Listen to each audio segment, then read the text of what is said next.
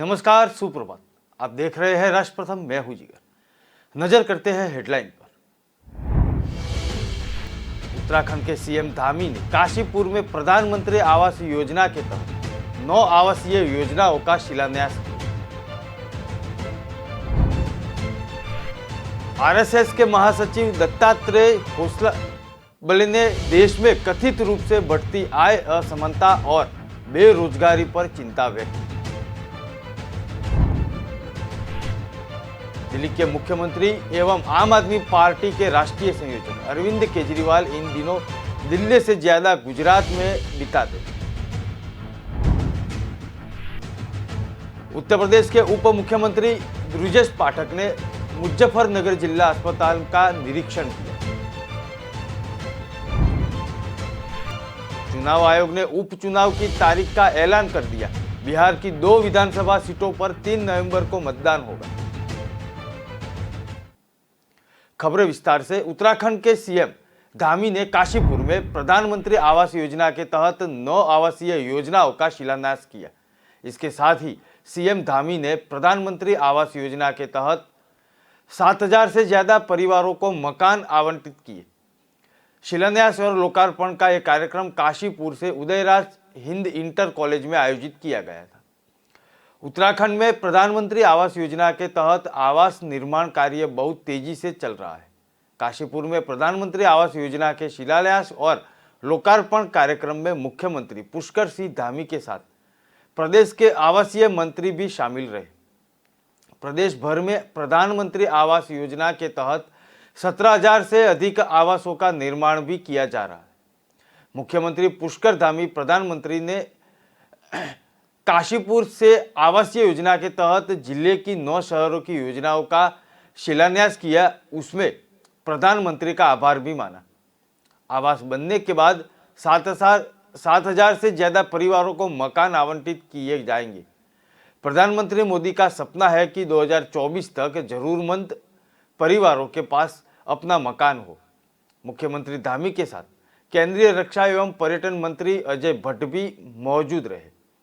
इसके साथ ही उत्तराखंड वन विभाग और चंपावत के पूर्व विधायक कैलाश चंद्र घातोड़ी भी मौजूद थे।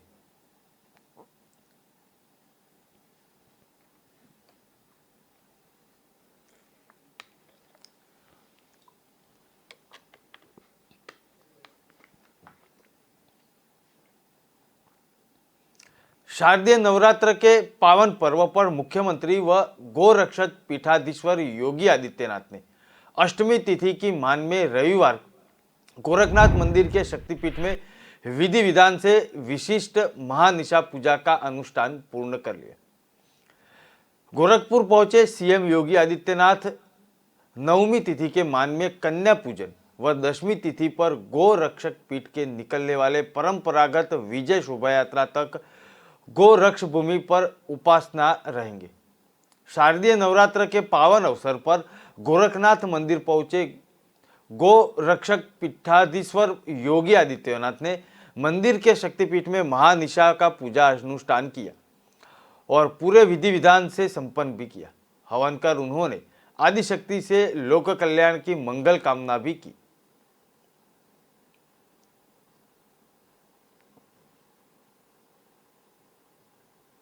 राष्ट्रीय स्वयंसेवक संघ के महासचिव दत्तात्रेय होसबले ने देश में कथित रूप से बढ़ती आय असमानता और बेरोजगारी पर चिंता व्यक्त की है।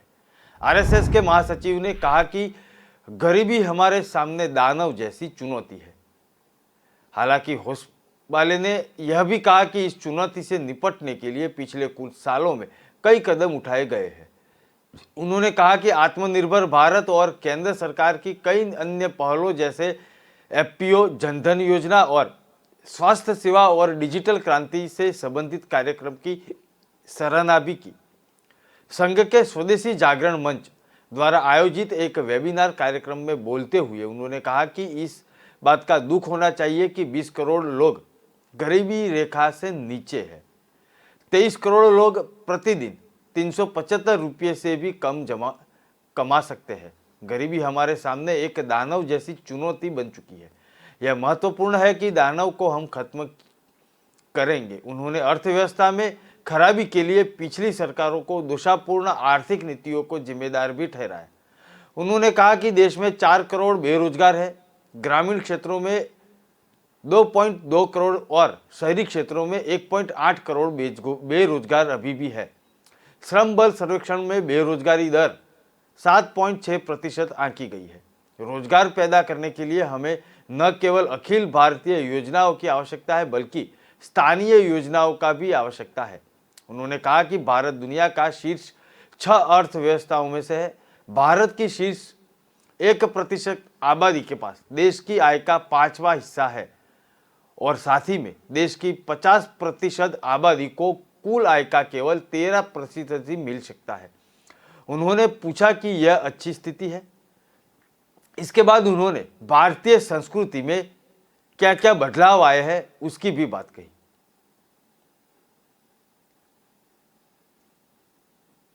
इसलिए शास्त्र और लोक के बीच के इस भेद को हमें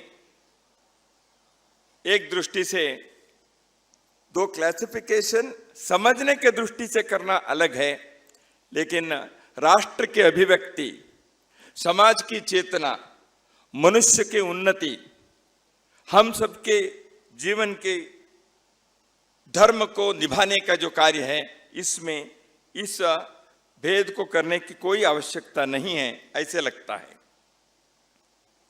तो अभी लोक मंथन के इस लोक परंपरा के जो अंतिम सत्र में हमें यह परंपरा कहते हैं। परंपरा कहेंगे तो यह हम क्या कह रहे हैं, परंपरा जो 100 साल पुराने तक था तो वो परंपरा है। आज वह म्यूजियम पीस, वह सेमिनार के विषय, वह पुस्तक के अंदर लेखों में प्रकट होने वाली बात, वह चित्रों में कहीं रहे, जीवन में उसके कोई प्रत्यक्ष स्थान है या नहीं है। यह यदि परंपरा है, उस परंपरा को अगली पीढ़ी में देते हुए अपने को उसको जीवन में प्रयोग और अनुभव करते रहना, तभी वो परंपरा होती है। जिस समाज ने इस परंपरा को रोक दिया, अगली पीढ़ी को उसको देने के लिए समर्थ नहीं बना, अपने लिए वो प्रयोग करने के परिश्रम उसने नहीं किया, वो परंपरा टूटती है और वह म्यूजियम पीस बनकर रह जाता है।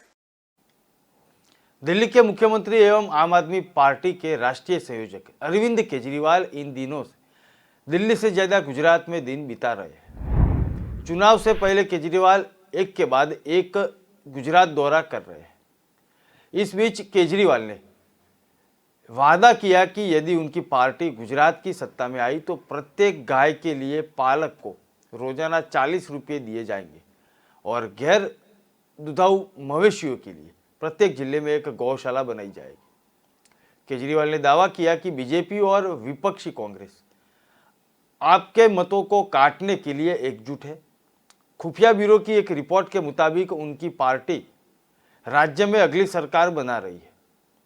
केजरीवाल ने राजकोट में संवाददाता सम्मेलन में कहा कि दिल्ली में हम प्रत्येक गाय पर 40 रुपये रोजाना देते हैं। दिल्ली सरकार इसमें से 20 रुपये देती है और बाकी 20 रुपये नगर निगम देता है। अगर गुजरात में आपकी सरकार बनती है तो हम गायों को पालन के लिए प्रत्येक गाय पर 40 रुपया रोजाना देंगे। उन्होंने बताया कि गैर दुधाऊ और आवारा पशु के लिए प्रत्येक जिलों में गौशाला बनाई जाएगी।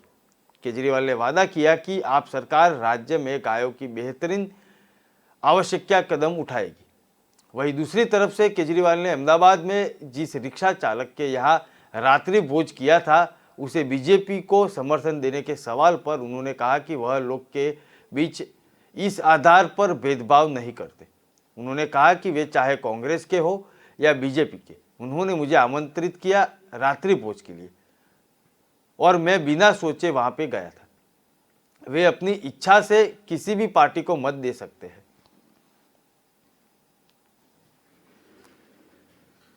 हम सब लोग गाय को अपनी माता मानते हैं, गाय की पूजा करते हैं, लेकिन जिस तरह से गुजरात के अंदर गाय के साथ अनदेखी हो रही है, दुर्व्यवहार हो रहा है, वो बड़े दुख की बात है। पिछले कुछ महीने जब जब मैं गुजरात में आया, बहुत सारे लोग मुझे मिले, उन्होंने सबने इसके बारे में शिकायत की। दिल्ली में हम लोग हर गाय के रखरखाव के लिए प्रतिदिन 40 रुपए देते हैं। 20 रुपए दिल्ली सरकार देती है, 20 रुपए नगर निगम देता है। आम आदमी पार्टी की सरकार बनेगी गुजरात के अंदर, तो हर गाय के रखरखाव के लिए हम लोग 40 रुपए प्रति गाय प्रतिदिन के हिसाब से देंगे। और हर जिले के अंदर पांजरा पोल बनाया जाएगा, ताकि जो ऐसी गायें हैं जो दूध देना बंद कर देती हैं या जो सड़क पे घूम रही हैं, उनको भी वहां पे उनका भी रखरखाव किया जा सके। और भी गाय के लिए जो जो कदम उठाने की जरूरत है, वो सभी कदम उठाए जाएंगे। उत्तर प्रदेश के उप मुख्यमंत्री ब्रिजेश पाठक ने मुजफ्फरनगर जिला अस्पताल में निरीक्षण किया।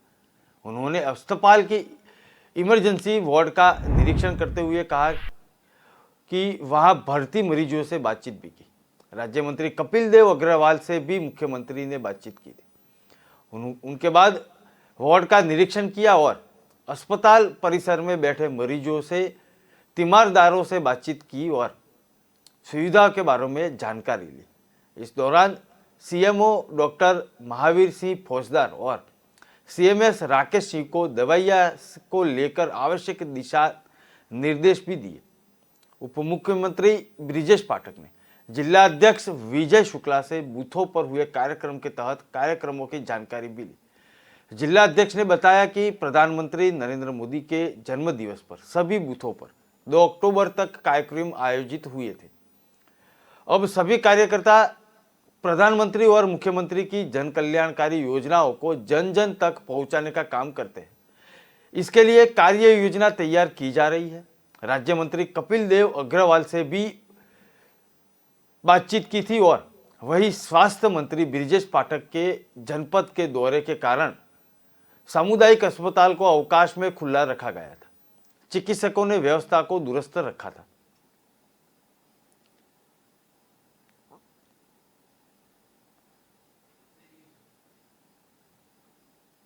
खबरें और भी है, ब्रेक के बाद फिर मिलते हैं।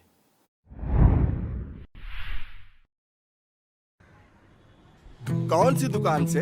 अपनी दुकान अपने अमेज़न से। हुडी से रुमाल तक, टीवी इन द हॉल तक, जीते हैं हम शान से। सब कुछ अमेज़न से। क्या क्या मिल सकता है विद इन 500। हर बजट में ढेर सारी चॉइसेस देख लो, और पहले ऑर्डर पे तो डिलीवरी भी फ्री। फिर तो और दिखाओ। अमेज़न के भरोसे के साथ हर बजट में जो चाहो वो पाओ। फिर अमेज़न खुलते ही दिल कहेगा और दिखाओ।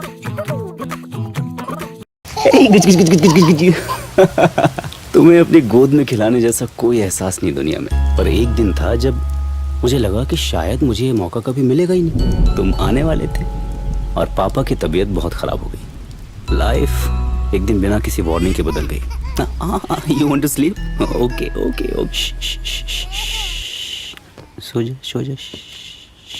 पता है, बहुत डर गया था मैं। तुम दोनों अकेले थे। अगर मुझे कुछ हो जाता तो तब मैंने एक लेटर भी लिखा था। क्या लिखा था? हाँ?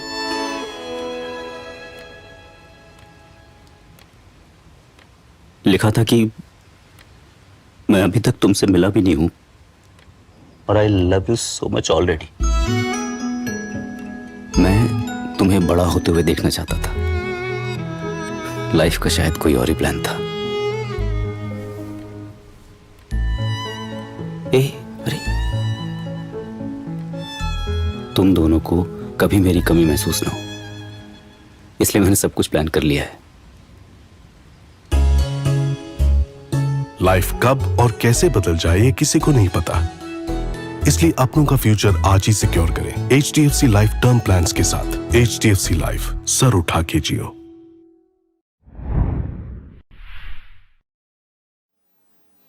चुनाव आयोग ने उपचुनाव की तारीख का ऐलान किया है। बिहार की 2 विधानसभा सीटों पर 3 नवंबर को मतदान होगा। वहीं 6 नवंबर को नतीजे घोषित किए जाएंगे। चुनाव आयोग ने जानकारी देते हुए कहा कि 3 नवंबर को 6 राज्यों में विधानसभा सीटों पर उपचुनाव होगा। मोकामा और गोपालगंज विधानसभा सीट पर 3 नवंबर को वोट डाले जाएंगे। 6 नवंबर को काउंटिंग के बाद परिणाम घोषित किए जाएंगे। नॉमिनेशन की अंतिम तारीख 14 अक्टूबर है। नामांकन पत्रों की जांच 15 अक्टूबर को होगी। वहीं नाम वापसी की तारीख 17 अक्टूबर तक है। वहां बता दें कि जिन 6 राज्यों की 7 सीटों पर चुनाव होना है, उसमें बिहार के मोकामा और गोपालगंज के अतिरिक्त उत्तर प्रदेश की गोला गोकर्णनाथ, हरियाणा का आदिमपुर, तेलंगाना का मुनुगोडे और ओडिशा का धर्मनगर है।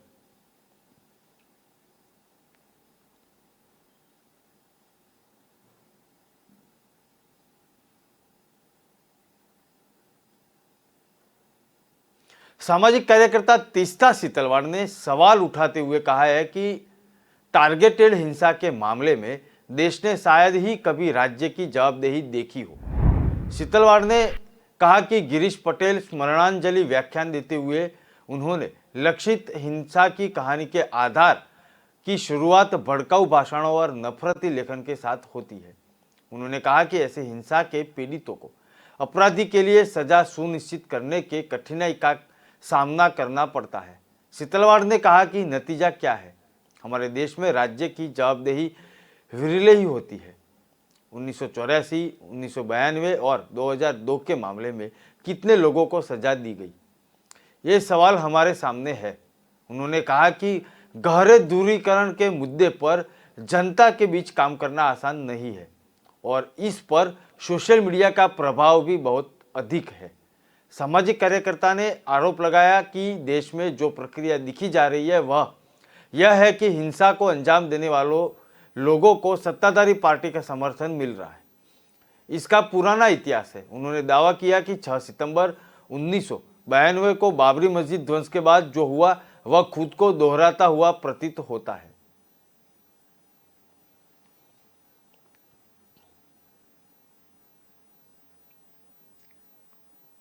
चुनावी रणनीतिकार प्रशांत किशोर ने महात्मा गांधी की जयंती के मौके पर बिहार से पश्चिम चंपारण जिले से जन सुराज अभियान की शुरुआत कर दी है। उन्होंने इस पदयात्रा की शुरुआत मंदिर में पूजा अर्चन करने के बाद वैदिक मंत्रोच्चार के साथ की। बता दें कि इस अभियान के तहत प्रशांत किशोर 3500 किलोमीटर की पदयात्रा निकाल रहे हैं और पदयात्रा के दौरान प्रशांत किशोर बिहार के हर पंचायत और प्रखंड में पहुंचने का प्रयास कर रहे हैं। अनुमान है कि इस पदयात्रा को पूरा करने में लगभग 1.5 साल तक का समय लगेगा और इस बीच वो पटना या दिल्ली नहीं लौटेंगे। वहीं पटना से पश्चिम चंपारण के लिए निकलने से पहले उन्होंने एक ट्वीट भी किया था। उन्होंने देश के सबसे गरीब और पिछड़े राज्य बिहार में व्यवस्था का परिवर्तन का दृढ़ संकल्प लिया है। पहला महत्वपूर्ण कदम है समाज की मदद में एक नई और बेहतर राजनीतिक व्यवस्था बनाए रखें और अगले 12 से 15 महीनों में बिहार के शहरों, गांवों और कस्बों में 3500 किलोमीटर की पदयात्रा करेंगे। प्रशांत किशोर ने अपनी पदयात्रा पश्चिम चंपारण के मितिहारवा में गांधी आश्रम से शुरू की थी।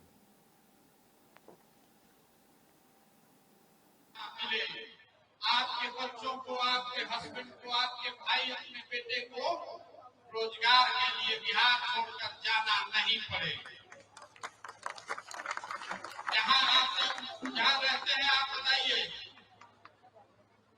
कोई ऐसा घर नहीं है जहाँ का जवान आदमी मजदूरी करने घर छोड़कर बाहर नहीं गया है। 10,000, 12,000, 15,000 रुपया के लिए पूरा साल लोग देश के सुदूर राज्यों में दूर जाकर परिवार छोड़कर उसको काम करना पड़ता है। अगर वो पैसे का व्यवस्था यही होता तो कोई अपना घर छोड़कर जाना नहीं चाहता। कैसे होगा? जो आदमी मंच पर खड़ा होता है तो बताता है कि हम ही वो आदमी हैं, हम पर भरोसा कीजिए, हमको वोट दीजिए, हम आएंगे तो सब ठीक कर देंगे। मैं आपको आज बताने आया कर रहे हैं कि ये प्रशांत किशोर के पास ये बुद्धि और ताकत नहीं है कि हम सबकी जिंदगी बदल दे। अगर कोई आदमी कोई दल ऐसा कहता है तो आपको सिरे से मूर्ख बना रहा है। जीतने के बाद वो भी कुछ नहीं करने वाला। कैसे होगा? समाज के प्रयास से होगा। आपके हमारे मिलकर प्रयास करने से ही स्थिति सुधरेगी। आपको ये समझना होगा कि बिहार की स्थिति तब सुधरेगी जब समाज में जो सही लोग हैं, जो समाज को समझते हैं, जिनमें काबिलियत है, पैसा हो न हो लेकिन समाज के लिए कुछ अच्छा करने का जज्बा है, ऐसे लोगों को अगर जीत कर आगे बढ़ाया जाए तो ही समाज का भला हो सकता है। इसी अभियान को लेकर यहाँ आए हैं। रैली करने नहीं आए हैं, भाषण देने नहीं आए हैं। आज अभी यही आपके गांव से चलना शुरू करेंगे, पदयात्रा शुरू करेंगे और पूरे बिहार में सारे ब्लॉक, जितने प्रखंड हैं, जितने शहर हैं और जितने ज्यादातर पंचायत हैं, वहां पैदल चलकर खुद आपसे मिलने के लिए आएंगे।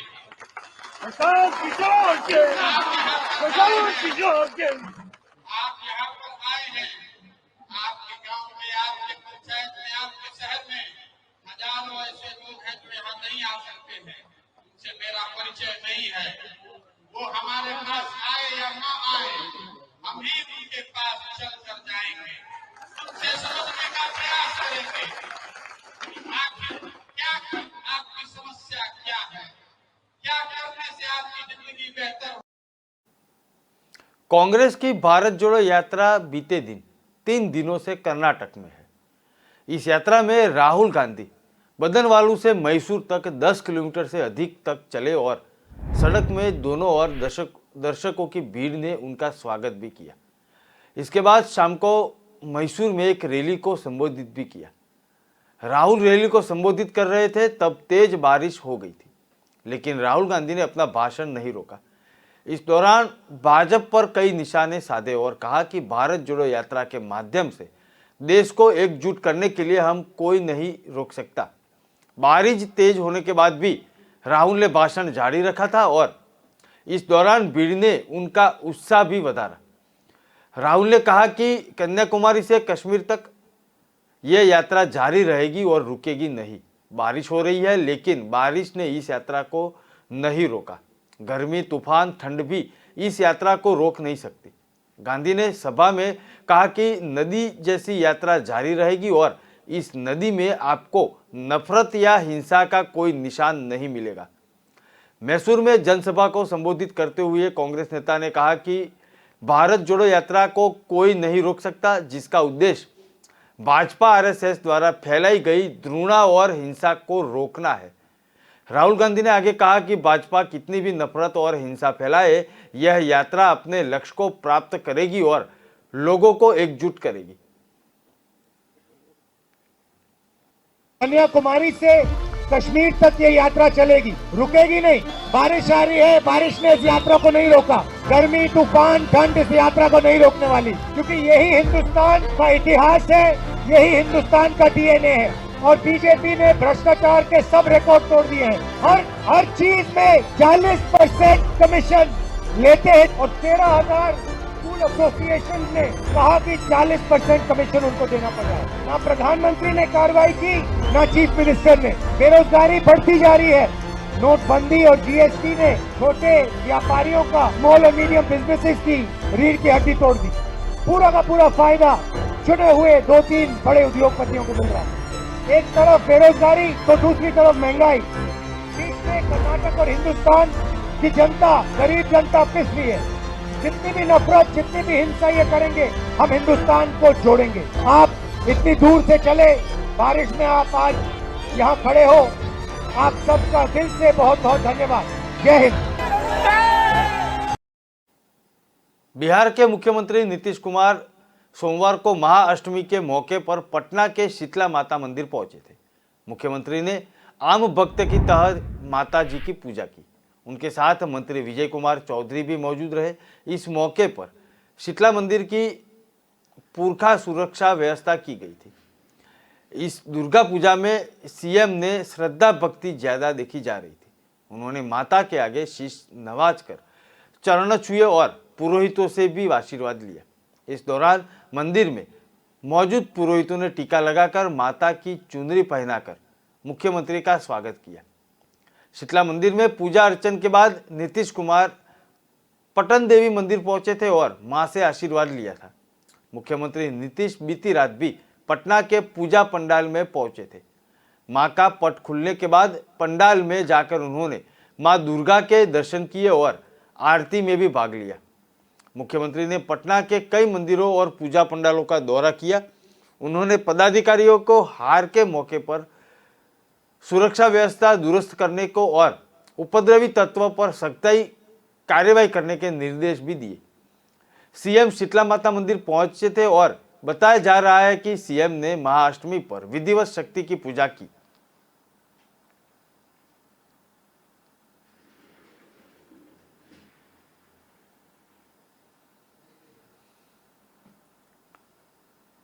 खबरें और भी है, ब्रेक के बाद फिर मिलते हैं।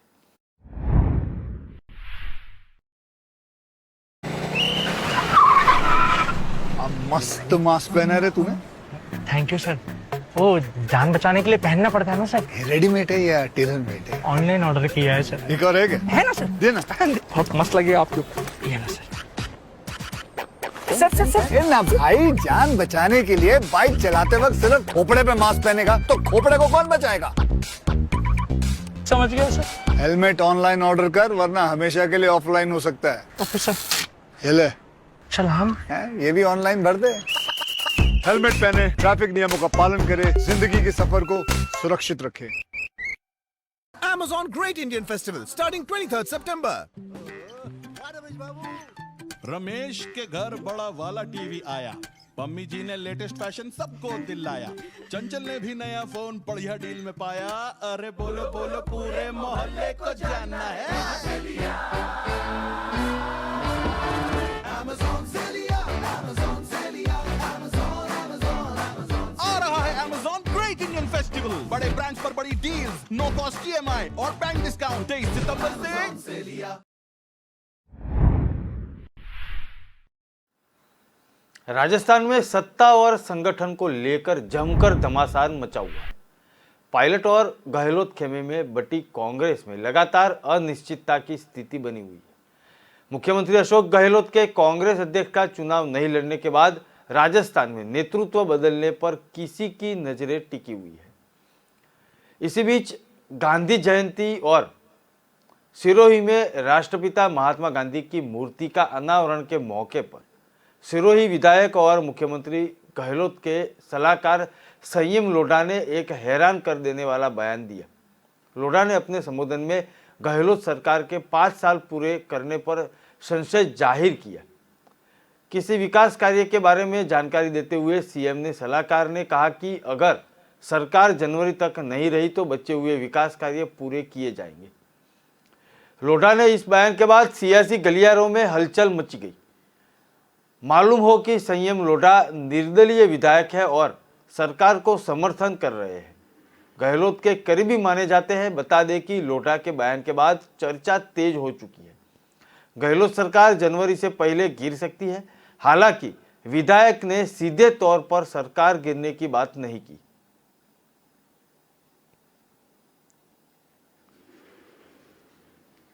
अंतिम प्रक्रिया में है। उम्मीद करता हूं अगर सरकार कायम रही तो जनवरी में उस काम को भी चालू करेंगे। आपके पड़ोस में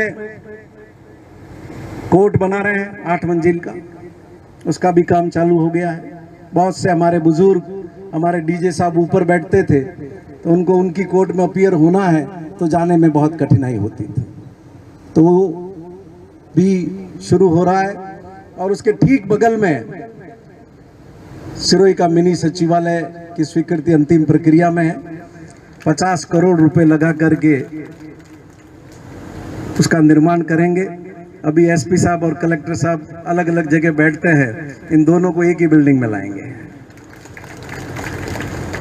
इसके अलावा भी और भी कुछ बातें मैं बता सकता था विकास से रिलेटेड, लेकिन समय की जितनी सीमा है, आप सब लोग काफ़ी देर से बैठे हुए हैं। मैं इस मौके पर आपकी भावनाओं में अपनी भावना सम्मिलित करते हुए पूज्य महात्मा गांधी को विनम्रता से नमन करता हूं, और जो बच्चे मेरे सामने बैठे हुए हैं उनको एक विनती जरूर करना चाहता हूं कि आप महात्मा गांधी को पढ़ेंगे, आनंदित तो होंगे ही, लेकिन इतने मजबूत बन जाएंगे कि कभी किसी के सामने आप कमजोर नहीं पड़ेंगे। आप सबके आगमन के लिए बहुत बहुत धन्यवाद। दयानंद सरस्वती सामुदायिक भवन में 4000 से ज्यादा कन्याओं का पूजन किया गया। निमंत्रित इन कन्याओं को अलावा 1000 के करीब अन्य कन्याएं भी शामिल हुई थी, उनका भी पूजन किया गया। श्री कृष्ण मित्र मंडल की ओर से आयोजित कार्यक्रम में शहर के विभिन्न क्षेत्रों की कन्याएं शामिल थी। मंडल के कार्यकर्ताओं ने बेटियों के पैर धुए, फिर पंडाल में बिठाकर स्नेहपूर्वक भोजन करवाया। बच्चों ने हलवा, पूड़ी, चने, नमकीन और आलू मटर की सब्जी का आनंद भी उठाया। शहर के विभिन्न क्षेत्रों में कच्ची बस्तियों से बेटियों को लाया गया था। मंडल के कार्यकर्ताओं ने चौकियों पर थाली सजाकर भोजन परोसा और मनुहार की। भोजन के बाद बेटियों का पूजन किया गया और पान खिलाकर श्रद्धानुसार भेंट भी दी गई थी। बेटियों को कुछ बेटियां तो देवी स्वरूप भी सज धज कर आई हुई थी। देवी स्वरूपा कन्याओं के आगमन पर उनका आदर पूर्वक पंडाल में स्वागत किया गया था।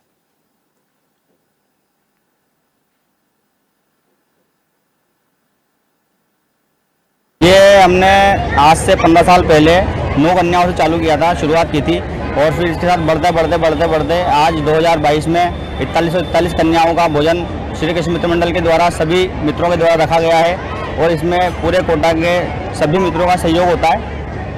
और आज हमने कोई टारगेट नहीं लिया, लेकिन अभी तक करीबन 3500 कन्याएं भोजन कर चुकी है। और हम जो है मतलब कोटा की एक बस्ती में जाते हैं, एक बस्ती में हर वॉलंटियर से बात करते हैं, हर लिस्ट बनाते हैं, वहाँ से कन्याओं की कन्वेंसिंग करते हैं।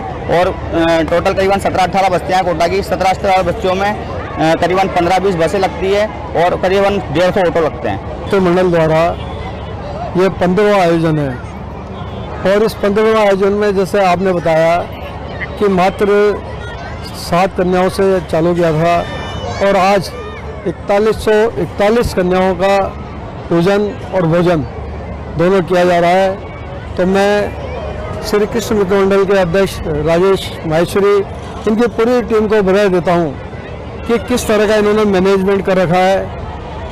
अभी मैं देख रहा हूँ कि एक एक कन्याओं को सारे कार्यकर्ता बंधु बहुत प्रेम से भोजन करा रहे हैं, उनका पूजन कर रहे हैं। एक देखने लायक इनकी मिसाल। पंजाब पुलिस ने चमकौर साहिब इलाके से 2 लोगों की गिरफ्तारी के साथ पाकिस्तानी खुफिया एजेंसी ISI समर्थित आतंकी मॉड्यूलर का पर्दाफाश करने का दावा किया है। पुलिस महानिदेशक गौरव यादव ने कहा कि इस आतंकी मॉड्यूल का संचालन कनाडा स्थित आतंकवादी अर्शदीप सिंह उर्फ अर्श डाला द्वारा किया जाता था, जो खालिस्तान टाइगर फोर्स के कनाडा निवासी प्रमुख हरदीप सिंह का करीबी सहयोगी है।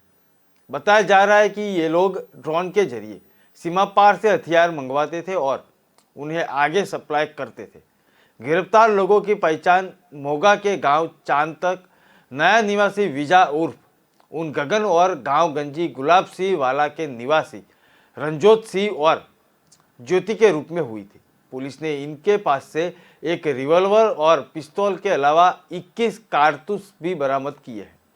पुलिस ने फिरोजपुर और आरिफ के गांव के एक जगह पर 47 और 2 मैगजीन और 60 कारतूस बरामद किए थे, जिसके बाद यह गिरफ्तारी की गई थी। और जांच के पता चल रहा है कि खेप को आतंकवादी अर्श डाला के निर्देश पर एक ड्रोन का उपयोग करके गिराया गया था।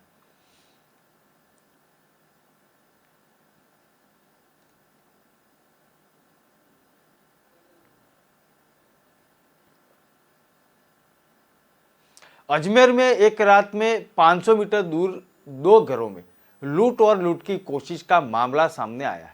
लूट की कोशिश एक बिल्डर के घर में की गई। वहीं जज के घर में चोरी करने में चोर कामयाब हो गया था। सुबह जब चौकीदार घर पहुंचा तो उसे ताले टूटे मिले थे, जिसकी सूचना जज के रिश्तेदारों को दी गई। चोरी की सूचना पर क्रिश्चियनगंज थाना प्रभारी थाने के जाब्ते के बाद मौके पर पहुंचे और घटनास्थल का जायजा लिया। चोरों ने जज के मकान से सोने चांदी के जवेरात सहित हजारों की नकदी नोट की चोरी की थी। जज व उनका परिवार ओडिशा यात्रा पर गया हुआ है। पुलिस ने मामला दर्ज करके जांच शुरू की है। पंचशील नगर बी ब्लॉक निवासी जिला एवं सेशन न्यायाधीश राकेश कुमार देर रात चोरों ने घर में प्रवेश किया था और अलमारिया के ताले तोड़कर सामान को बिखरते हुए सारा सामान चोरी कर कर फरार हो चुके हैं। सुबह जब न्यायाधीश के घर का चौकीदार वहीं पे पहुंचा तो ताले टूटे हुए मिले थे, जिसके बाद चौकीदार ने इसकी सूचना जज के मामा प्रभात सोगनी को दी थी और मौके पर पहुंचने पर घर का सामान बिखरा हुआ मिला था। मैंने आके देखा तो सब ताले टूटे हुए थे अलमारियों के, जितनी भी अलमारियां 8-7 अलमारियां हैं और सामान थोड़ा बिखरा हुआ था, किसी में नहीं था। चांदी की मूर्ति थी एक माइट भगवान की और कुछ सिक्के विक्के और कुछ कैश था 40-50 हज़ार करीबन। मकान में क्या क्या वस्तु या जेवरात चोरी हुई है, ये मकान मालिक न्यायिक अधिकारी व उनके परिवार के सदस्य आने पर ही पता चले। पाकिस्तान में विनाशकारी बाढ़ ने देश में जानमाल का काफी नुकसान किया है। पाकिस्तान में आई विनाशकारी बाढ़ ने 1500 से अधिक लोगों की जान भी ली थी। इसके अलावा 12,000 से अधिक लोग इस बाढ़ की चपेट में आए थे। राष्ट्रीय आपदा प्रबंधन प्राधिकरण ने कहा है कि जून के बाद देश में हुई भारी बारिश और बाढ़ के कारण कम से कम 1600 लोग मर चुके थे, जबकि 12,000 से अधिक घायल हुए थे। बता दें कि पाकिस्तान में जून 2022 के बाद बाढ़ जमकर बारिश हुई थी, जिसमें देश की बाढ़ की स्थिति पैदा हो चुकी थी और जगह में भूस्खलन भी हुआ था। इसके कारण देश में हालात और भी खराब हो चुके थे। मानव जीवन, संपत्ति, कृषि और बुनियादी ढांचे पर सबसे ज्यादा असर पड़ा है। पाकिस्तान सरकार द्वारा देश 6 प्रांतों को 81 जिलों को आपदा प्रभावित घोषित भी किया था। इस भीषण बाढ़ से बलूचिस्तान, खैबर और सिंध प्रांत में सबसे ज्यादा प्रभावित हुआ था।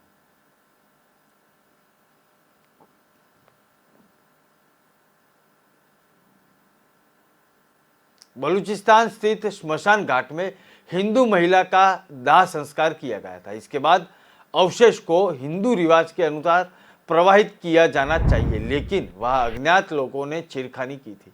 इसे लेकर हिंदू समुदाय में क्रोध व नाराजगी थी। समुदाय के हजारों लोगों ने सोमवार में विरोध प्रदर्शन किया था। बलूचिस्तान के कालस शहर में हजारों लोगों ने रैलियां निकालकर विरोध प्रदर्शन किया था। दरअसल यहाँ के श्मशान घाट पर एक हिंदू महिला की अंत्येष्टि की गई थी और उसके बाद अवशेष के साथ छेड़खानी की गई थी।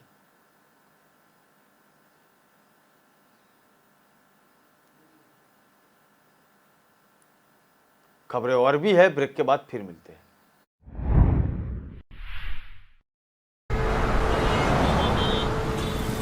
कहाँ जा रहे हो? दुकान पर बैठो और इसे आगे बढ़ाओ। पापा, दुकान आगे बढ़ाने के लिए मुझे दुकान पे बैठने की जरूरत नहीं है। बस बातें करवा लो इनसे।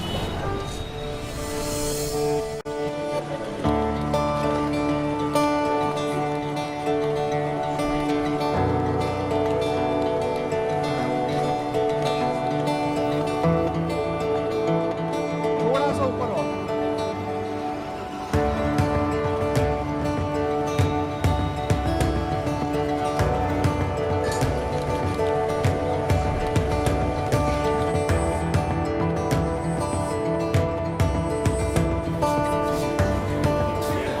लो जी मैडम, आपके 4 किलो लड्डू।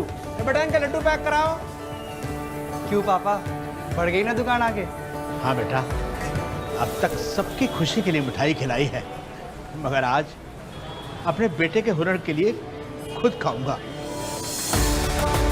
जब खिलकर निकलता है स्किल तो सलाम करता है हर दिल। DSEU, इंडिया की पहली स्किल एंड एंटरप्रेन्योरशिप यूनिवर्सिटी, जहां ऐसे कोर्सेज में हैं डिग्रीज और डिप्लोमास जो बेटर फ्यूचर की ओर ले जाएंगे आपको।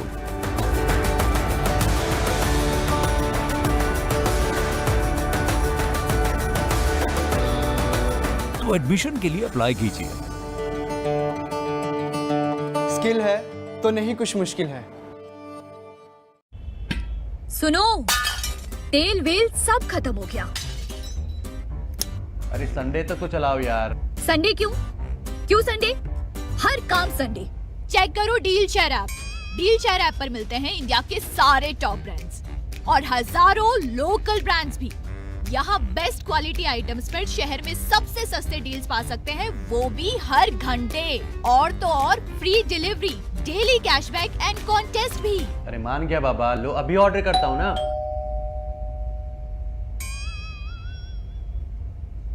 अरे ये क्या है? हाँ, मैंने तो कल ही ऑर्डर कर दिया था। अभी गूगल प्ले स्टोर से डील शेयर ऐप डाउनलोड करें और हर दिन बेहतरीन डील्स का फायदा उठाएं। डील शेयर, आपकी ऑनलाइन दुकान। रात के 2 बजे, दिन के 12 बज गए। Say goodbye to the 1950s की टेक्नोलॉजी वाले मेमोरी फोम मैट्रेस को। Meet India's first and only smart grid mattress. इसकी patented technology, there's softness that relaxes your pressure points and firmness that supports your back. Memory foam है बकवास. The Sleep Company mattress is झक्कास. Log on to the sleepcompany.in.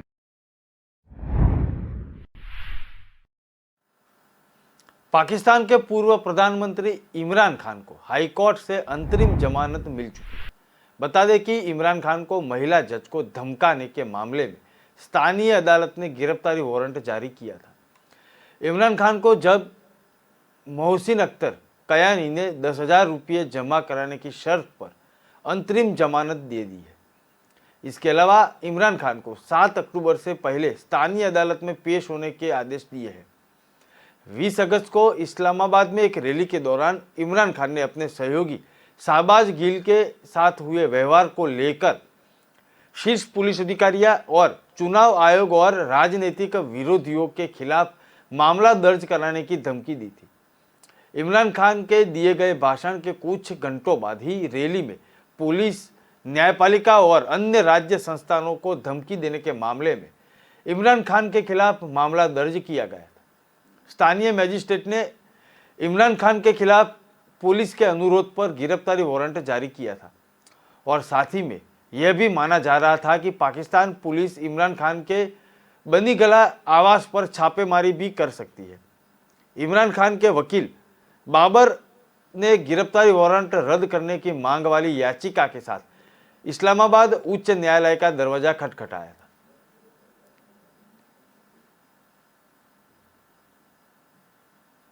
तुर्की के राष्ट्रपति ने एक बार फिर Sweden और फिनलैंड को धमकी दी है। तुर्की के राष्ट्रपति रेसेप तय्यिप एर्डोगन ने कहा है कि अगर वे अंकारा के लिए अपने वादे पूरे नहीं करते तो नाटो गठबंधन में शामिल होने के उनके प्रयास को रोक देंगे। पिछले शनिवार को तुर्की की संसद में बोलते हुए राष्ट्रपति ने कहा कि तुर्की ने बारीकी से निगरानी की है और स्वीडन और फिनलैंड द्वारा किए गए वादों को पूरा किया जा सकता है। उन्होंने कहा कि जब तक हमारे देश से किए गए वादे पूरे नहीं किए जाते तब तक हम अपनी सैद्धांतिक स्थिति को बनाए रखेंगे। अंतिम निर्णय हमारी संसद द्वारा लिया जाएगा। उन्होंने कहा कि सभी 30 सदस्य देशों द्वारा नाटो सदस्यता आवेदन को मंजूरी दी जानी चाहिए।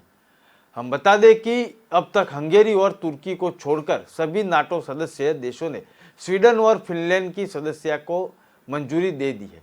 इसके पहले मई माह में तुर्की ने घोषणा की थी कि वह नाटो में शामिल होने के लिए स्वीडन और फिनलैंड की मंजूरी को तब तक रोकेगा जब तक ये दोनों देश अपने क्षेत्र में सक्रिय कुर्द आतंकवादी समूहों का समर्थन करना बंद कर देंगे।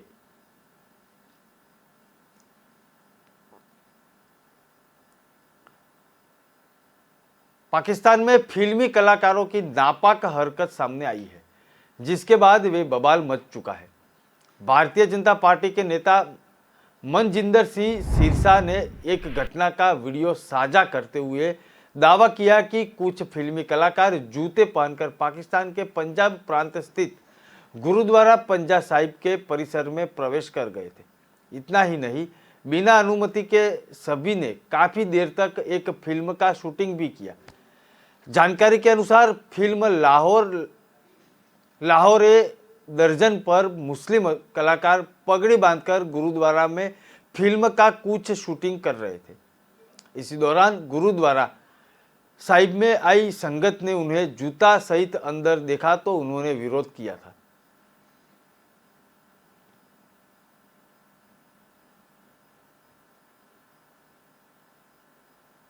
बिहार में महागठबंधन की नई सरकार बनने के बाद सुशील मोदी उस पर लगातार हमलावर बने हुए हैं। कार्तिकेय सिंह का कोर्ट से वारंट का मामला हो या सुधाकर सिंह पर चावल घोटाले का आरोप, शिक्षा मंत्री कारतूस के साथ पकड़े जाने का भी मामला सुशील मोदी ने उठाया था, जिसके बाद नीतीश सरकार की खूब फजीयत हुई थी। कार्तिकेय सिंह का विभाग बदलना पड़ा था, जिसके बाद उन्होंने इस्तीफा दे दिया था। कार्तिकेय के इस्तीफे के बाद सुशील मोदी ने कहा था कि पहला विकेट गिर चुका है और कई विकेट गिरने वाले हैं। जब कृषि मंत्री सुधाकर सिंह ने मंत्री पद से इस्तीफा दिया, तब सुशील मोदी ने कहा था कि 2 महीने में ही बिहार सरकार का दूसरा विकेट भी गिर चुका है। अभी नीतीश कुमार की फजीहत और होनी बाकी है। सुशील मोदी ने अपने अंदाज में नीतीश सरकार पर हमला बोलते हुए कहा कि पहले से ही वह कह रहे हैं कि कार्तिकेय सिंह को मंत्री बनाना चाहिए था नहीं, लेकिन उन पर गंभीर आरोप के सुधाकर सिंह भी भवन का आरोप है और राज्य खाद्य निगम का करोड़ों रुपए का इन पर बकाया है। गबन के आरोप में उन्हें जेल भी जाना पड़ता है और 60 लाख जमा करने पर भी उन्हें बेल मिलता था।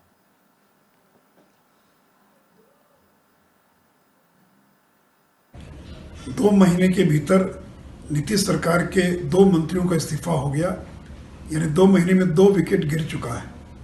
अभी नीतीश कुमार की और फजीयत होना बाकी है। और देखिए, जो जगता बाबू ने 2 दिन पहले बयान दिया था कि 2023 में तेजस्वी मुख्यमंत्री बनेंगे और नीतीश जी बिहार छोड़कर दिल्ली की राजनीति में जाएंगे, कहीं ना कहीं उसकी कीमत जगता बाबू को अपने बेटे के बलिदान के रूप में चुकानी पड़ी है। और अब ये लड़ाई जगता बाबू बनाम नीतीश कुमार की लड़ाई में परिणत हो जाएगी, क्योंकि जगता बाबू का ये स्पष्ट मत है कि कृषि रोड मैप को चुनौती दे रहे हैं और कृषि बाजार समिति कानून को जो समाप्त किया गया था, उन दोनों चीज़ों को जगता बाबू चुनौती दे रहे हैं। तब ये मौज की लड़ाई नीतीश कुमार बनाम जगता बाबू की लड़ाई है कि जगता बाबू कृषि रोड मैप को समाप्त करने और बाजार समिति कानून को फिर से स्थापित करने के पक्ष में। तो देखते हैं कि कौन झुकता है। और हम लोगों ने तो प्रारंभ में कहा था कि कार्तिकेय सिंह को मंत्री नहीं बनाना चाहिए था, उस पर आपराधिक गंभीर आरोप हैं, उसका इस्तीफा हुआ। और हम लोगों ने सुधाकर सिंह पर भी आरोप लगाया था कि जो बिहार फूड सप्लाई कॉरपोरेशन है, राज्य खाद्य निगम, उसका करोड़ों रुपए इन पर बकाया है, इन पर गबन करने का आरोप है। इस आरोप पर इनको जेल जाना पड़ा था। 60 लाख रुपए जमा करने पर इनको बेल हुआ और अब ये बेल पर हैं।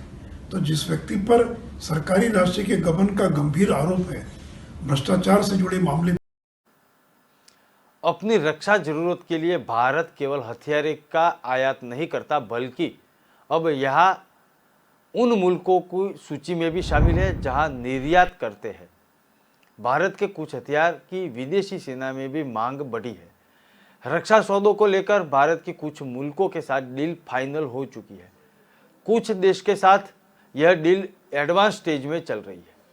कुछ ने भारत के साथ रक्षा उपकरण लेने की इच्छा जताई है।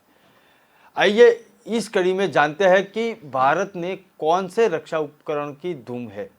अंतर्राष्ट्रीय बाजार की प्रतियोगिता में इन हथियारों ने अपना लोहा मनवाया है। भारत में ब्रह्मोस सुपरसोनिक क्रूज मिसाइल की धाक दुनिया में है। भारत में ब्रह्मोस सुपरसोनिक क्रूज मिसाइल बेचने का फैसला भी किया है। वियतनाम के अलावा इंडोनेशिया, दक्षिण अफ्रीका, चिली और ब्राजील समेत 15 देश अब तक ब्रह्मोस सुपरसोनिक क्रूज मिसाइल में अपनी दिलचस्पी दिखा चुके हैं। बीते 5 वर्षों में भारत के ब्रह्मोस सुपरसोनिक क्रूज मिसाइल की धाक दुनिया में है। वियतनाम बीते 5 वर्षों से ब्रह्मोस मिसाइल की मांग कर रहा है। इतना ही नहीं, हनोई ने ब्रह्मोस खरीदने का आवेदन वर्ष 2011 से रखा हुआ है।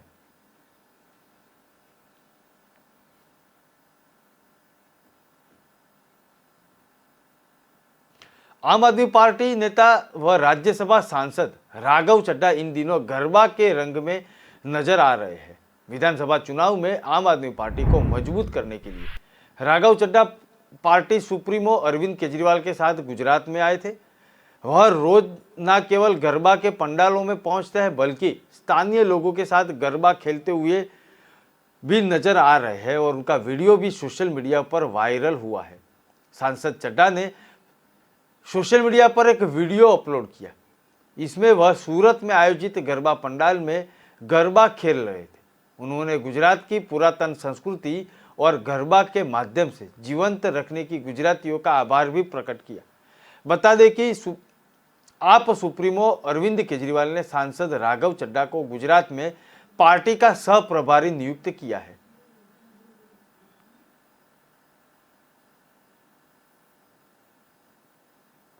उत्तराखंड के ऋषिकेश में अंकिता भंडारी हत्याकांड को लेकर लोगों में गुस्सा बढ़ता जा रहा है। गुस्साए लोग सड़क से लेकर सोशल मीडिया पर केस की सख्ती से जांच के आरोपियों को जल्द से जल्द सजा देने की मांग कर रहे हैं। इसी के मद्देनजर उत्तराखंड के मुख्यमंत्री पुष्कर सिंह धामी ने केस की जांच के लिए एसआईटी का गठन किया है, जिसका प्रभारी DIG and order Renuka Devi है। अंकिता मर्डर केस को लेकर एसआईटी टीम की प्रभारी रेणुका देवी ने कहा कि हत्याकांड केस के तीनों आरोपियों को 3 दिन की रिमांड पर लिया जा सकता है, जहां इन मामले में उनसे गंभीरता के साथ पूछताछ की जा रही है और पूछताछ में हमारे हाथ काफ़ी महत्वपूर्ण सबूत भी लगे हैं। रिजॉर्ट पर मौजूदा रहे वीआईपी गेस्टों के सवाल पर उन्होंने कहा कि हम जल्द ही इनके बारे में भी बताएंगे। फिलहाल इन संबंध में जानकारी एकत्रित की जा रही है। टीम के पास इस केस के पर्याप्त सबूत भी है। एसआईटी प्रभारी रेणुका देवी ने बताया कि हम तीनों आरोपियों को लेकर घटनास्थल पहुंचे थे, जहां उनमें विस्तृति ली गई थी।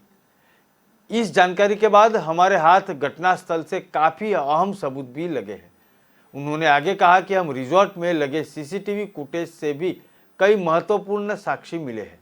उन्होंने बताया कि हम टीम ने रिजॉर्ट और उनके पीछे स्थित अचार की फैक्ट्री में काम करने वाले वर्करों से भी पूछताछ की है। इसके अलावा इस मामले में जुड़े राजस्व विभाग के कर्मचारियों ने भी इस विषय पर पूछताछ की गई है। पोस्टमार्टम सभी को पता है, पोस्टमार्टम पैनल ऑफ डॉक्टर के द्वारा किया गया है एंड उस पर पूरा पोस्टमार्टम का प्रोसीजर है, वो पूरा रिकॉर्डिंग हुआ है, वीडियोग्राफी हुआ है। और ये हमने डॉक्टर को टीम से काफ़ी डिस्कस किया है उसका पोस्टमार्टम रिपोर्ट के बारे में उनसे, एंड डॉक्टर को, पैनल ऑफ डॉक्टर्स को हमने घटनास्थल भी दिखाए। यही घटनास्थल है, यहाँ पर ही घटना हुआ है। सो घटनास्थल और पोस्टमार्टम का दोनों लेके डॉक्टर से मतलब रिपोर्ट भी लिया गया है। सो अभी तक का हमारा विवेचना में एविडेंसेस हैं, वो हमारा पोस्टमार्टम रिपोर्ट से काफ़ी सपोर्ट कर रहे हैं। इसमें कोई अलग नहीं है, मतलब कब घटना हुआ है और कैसे कैसे हुआ, उसको हमारा पोस्टमार्टम रिपोर्ट काफ़ी हमें सपोर्टिव एविडेंस है। अभी घटना से जुड़ा हुआ विटनेसेस हैं, उनसे हमने पूछताछ किया है और हमने ये अक्यूज्ड को अभी पीसीआर में लिया था, हमने क्राइम सीन को भी उनको ले गए। सो उनमें हमने जानकारी हुआ है, वो सभी चीज़ें में कोई अलग नहीं है, कोई चीज़ अलग नहीं आ रहा है। हमने उनके रिसोर्ट के कितना भी कर्मचारी हैं उनसे हमने काफ़ी पूछताछ किया था। उसमें ये पता चला था उनको रिसोर्ट में रूम्स का कैटेगरी है, डिफरेंट कैटेगरीज में रखे हैं। उसके सबसे टॉप क्लास का कैटेगरी वाला रूम्स हैं और उसमें कोई भी स्टे करते हैं उनको मतलब जनरली वीआईपी कहा जाता है, बिकॉज वो उस रूम में स्टे करते हैं। सो अभी तक का हमारा विवेचना में ये विस्तार से खबरें पढ़ने के लिए आप हमारे वेबसाइट का भी प्रयोग कर सकते हैं। हमारे वेब का पता है www.kalamkartavya.com। हमारी कलम ही हमारा कर्तव्य है। देश दुनिया की खबरों को आप राष्ट्र प्रथम के साथ देखते रहिए। नमस्कार।